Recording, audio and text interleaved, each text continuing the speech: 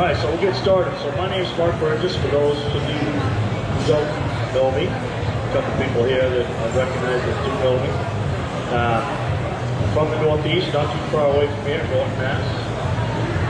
Essentially, I've been fishing my entire life, but I was fortunate to be able to start fishing professionally in the late 90s. Fished my first professional tournament in the fall of 96, went full-time in 97, fished, I'm dating myself here, but the Bassmaster Invitationals, where it was pro on pro, FLW Everstart Series, FLW Tour, qualified for what they called back then the BP Top 150s, which turned into the Elite Series in 06. I was fishing FLW Series 06, 07.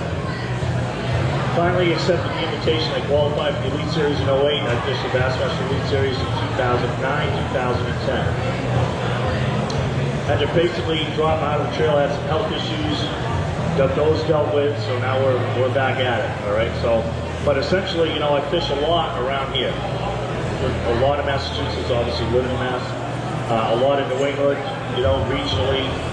Not go too far these days, so pretty much the same bodies of water that you guys are fishing right now. So, what I learned at a young age, I grew up in the salt, fishing my dad fishing salt water. We learned to read water. Now that, a lot of people, you know, and I don't blame you, they don't know what reading water means. What is reading water, okay? Essentially, it's the ability to look out over the water and see differences in how the water's laying out, to be able to tell what's underneath the water without being able to see it, okay? So, and that also includes electronics, which I want to kind of incorporate that into my presentation here. How many people fish from a boat? Okay, no, not yet. From the bank? All right, this will still benefit you. So from you have front-facing sonar on your boat yet? No. Okay. That is a huge hot topic right now, okay, because it's a lot of varying opinions on the technology, okay? Basically what it is you'll be able to see fish live, swimming under the water that we never knew were there before. Okay, so we're bass fishermen, and bass are very target-oriented fish. They're related to something. We had no idea all these other fish are out there swimming around until they have this technology. Now, the front of my boat, I do have what's called Mega 360 by Humminbird.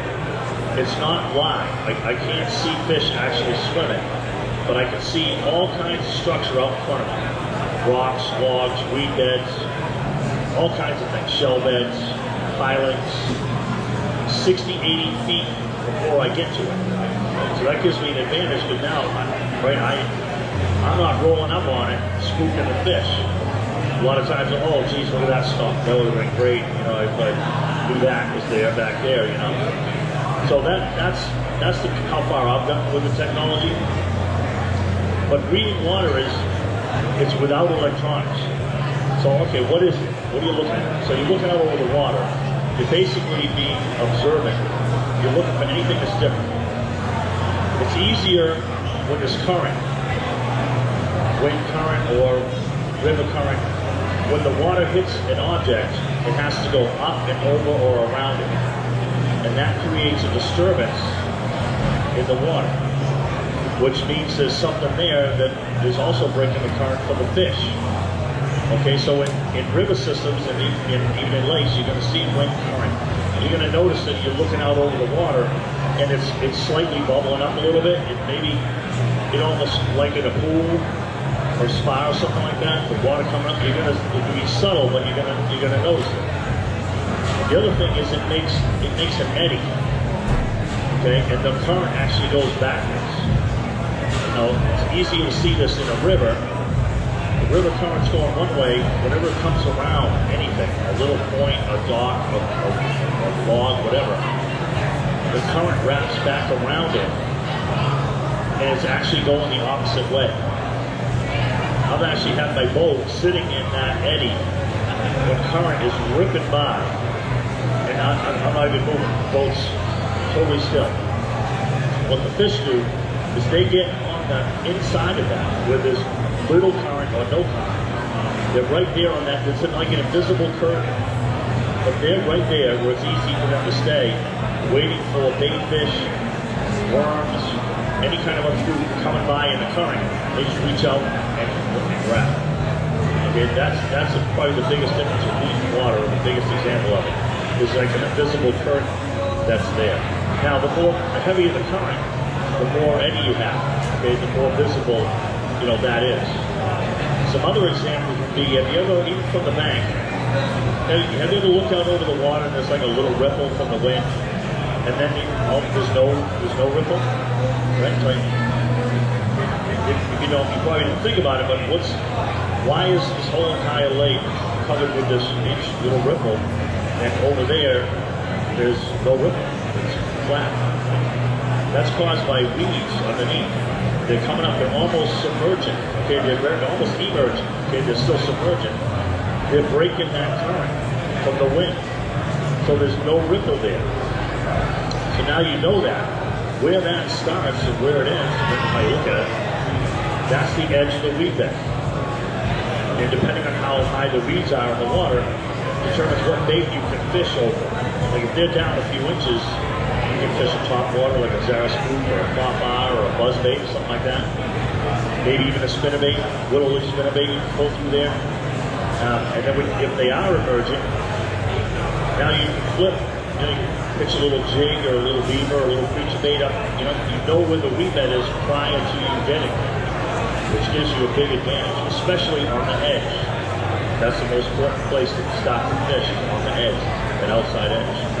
Okay, so you're gonna notice all kinds of things if you just kind of like pay attention, slow down, and look. How many of us have seen swans? Who's seen swans in the lakes like this, right? Everybody, right? All right, the swans feed on grass. We call it grass, but weeds under the water. So as you're watching ducks and geese and swans got the longer neck than geese and ducks, obviously, right? So if you see ducks tipping up, feeding, that water's only like that deep, a foot and a half deep at most. When geese are doing that, the water's a little deeper. When you see a swan tipping up, and they're all the way in, their whole entire head, neck, everything, all the way up to the shoulders, their feet are sticking up in the air, that's like 2.5, 3 feet deep. That's the grass. So you know, before you even get there, that's how deep the water is. The other thing they're telling you is that there's grass there, which, it could, you might think it's just mud bottom or gravel or rock or whatever. The geese and the swans are telling you how deep the water is and that there's grass there. Okay? So, whether you're fishing freshwater, saltwater, or lake, or river, or pond, just kind of step back a little bit and look for those subtle differences. Like even where you notice, if you don't have electronics, like where a drop off is. So you're looking out there, it helps if you have polarized sunglasses, but even if you don't, you're gonna see like a sandy bottom. It's light colored, and then when it goes dark, that's typically where the drop off is. That's typically where the bass would be too. Now, if it's not a drop off, it's weeds on the bottom that are causing that. Okay, so that's one thing that you definitely want to look for. But keep an eye out for those little subtle differences. Like I said, it's easier in a river or stream or where there's current. Okay, but just noticing those little differences is key. In the summertime, one of the biggest bites that you can get, okay, especially first thing in the morning, is a shade line. All right, so the sun's coming up, the trees are blocking the sun, that shadow is out over the lake, the river, or wherever you're fishing. As the sun gets higher, that gets narrower. I can't tell you how many times you fish that I call a shade line. In the summertime, especially when the water's real hot, that's an awesome pattern. It just concentrates the fish. They want to be in the shade. That shade, believe it or not, the way a bass is colored, they blend into the shade. And just like the seam in the current, that back eddy, where they're sitting in the slack water, they're sitting in the shade, looking out into where the sun is hitting, waiting for bait fish to swim by. And they're virtually camouflaged because they're in the shade. And the tighter that shade window gets, the tighter the fish will get to the bank. The other thing about weed water is in the late summer, like late August, September, what happens is the weeds start to die off, okay? As they start to die off, the oxygen level in the lake, in the deeper water, goes down. Because there's less oxygen in the water. That's all relative too, to where you're fishing from. As soon as like boats start going around the lake, when you see waves crashing on the bank, making that white foam, just water breaking on that, whether it's man-made from boats or Mother Nature. That water has more oxygen in it than anywhere else in the lake. There'll be dirt shallow. I mean, dirt shallow. You could be fishing the best weed bed on the lake, and if those weeds have started to die off and that oxygen level's going down, they're not there. They're up on the bank. You know, and I've been fortunate to figure that out. The first time if I'm being honest with you, was by total accident. Okay, but it told me we're fishing a state championship down in Candlewood, and I pitched a crankbait up on this rock, basically rock bank, chunk rock bank, and it landed like right next to the bank. And I didn't get a crank on the reel handle, and a 3-pounder retail. I might have been bought it at night, but it wasn't last night. Right? So whenever you do get a bite, regardless of reading the water or whatever the situation is, that is a clue. I know you've probably heard it a lot, but whenever you get a bite from a bass, that's telling you something. And right, wrong, or indifferent, you go in that direction. Okay? Sometimes you get led down the rabbit hole and you waste 2 hours, okay, thinking that's going to be the deal. All right? It happens. All right? One time on Mashpee down the Cape. You've all heard of Mashpee Wake Me down the Cape. I was in a team tournament with my buddy. We weren't doing that good. I went to the bank. We call it the back wall. And there's some bushes on the bank, and they were flooded. They only had about a foot of water on them. So I pitched it, very first one, and I have it's about a mile long. I pitch it there, 5-pounder eats it, we get in the boat, we ended up winning lumber. That was the only fish we caught. I told my buddy Scott, I said, we're all set. You look down that bank, and there's flooded brush and bushes and docks and logs as far as you can see. Not another bite. So that's that rabbit hole I was talking about. But nevertheless, a lot of times it does work out. So it doesn't matter the situation. So whenever you get that bite, you want to just stop for a second and go, okay. I mean, that was kind of obvious down in Candlewood because the thing was like at 3 inches of water. That turned out to be the withering pattern. Okay? So whenever you get something like that, you want to kind of explore that. Okay? So whether you have electronics or not, if you just kind of have situational awareness and just focus on what's going on around you, you put a lot more fish, in the boat, right, for sure. So that's just one little tip I can give you on that. But that's what reading water is all about. And there's a lot of different types of situations that you're going to encounter that maybe I haven't thought of right now. But think about that. If it's not the same, if it's different, that's going to hold the bass. Anything different. I mean, a really good bite is where if you're looking at a bank and you see it's all like, we don't really have red clay here, but sometimes a little bit Connecticut. A bushy, just a regular bank, trees, bushes, what have you. It transitions into sand or maybe rock. It changes.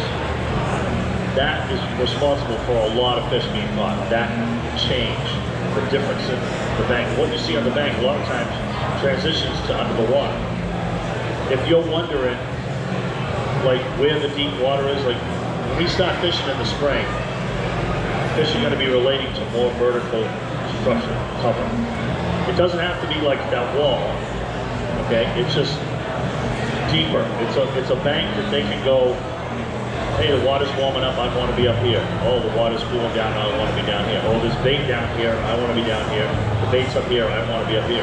They don't have to exert a lot of energy in that cold water to do what they need to do.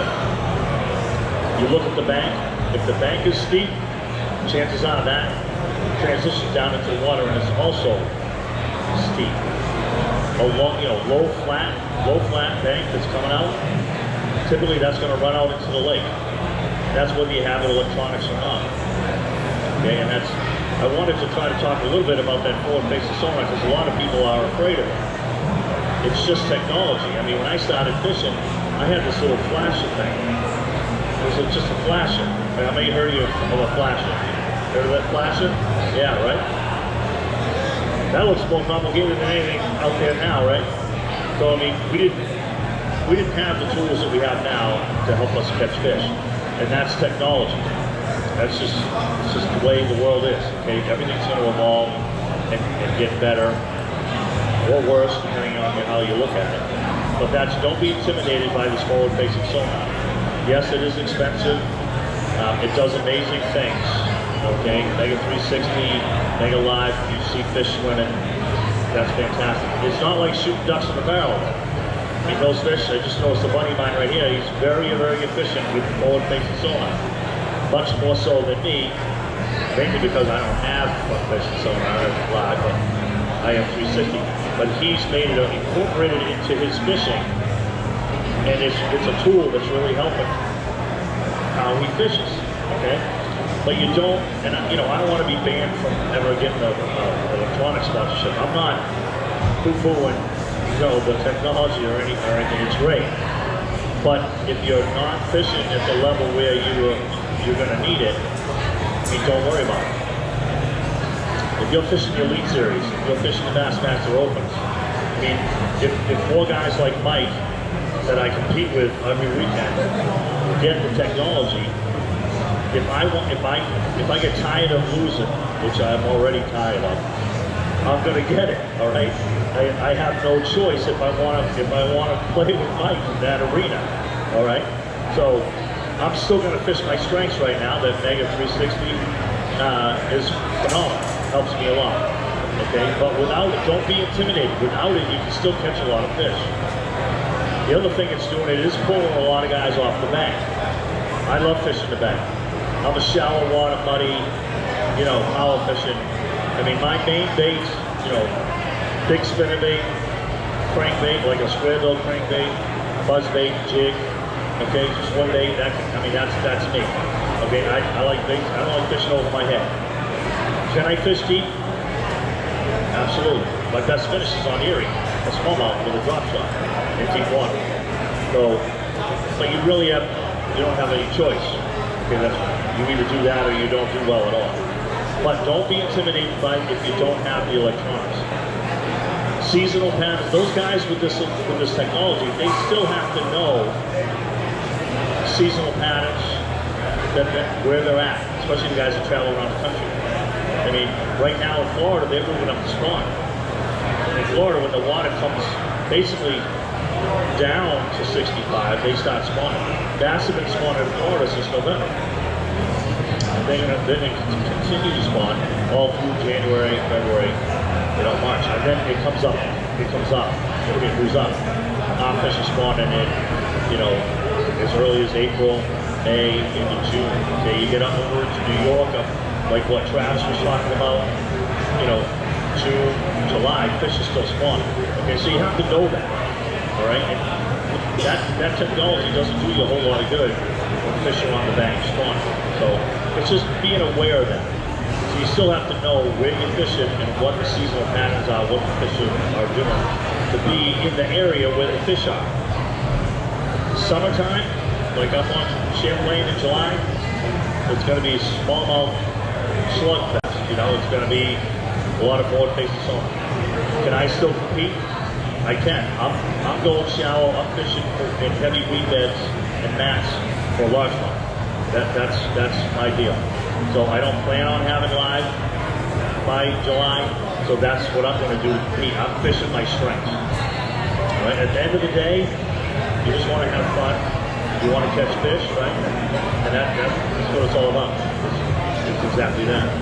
So I hope some of this information helps you out. All right.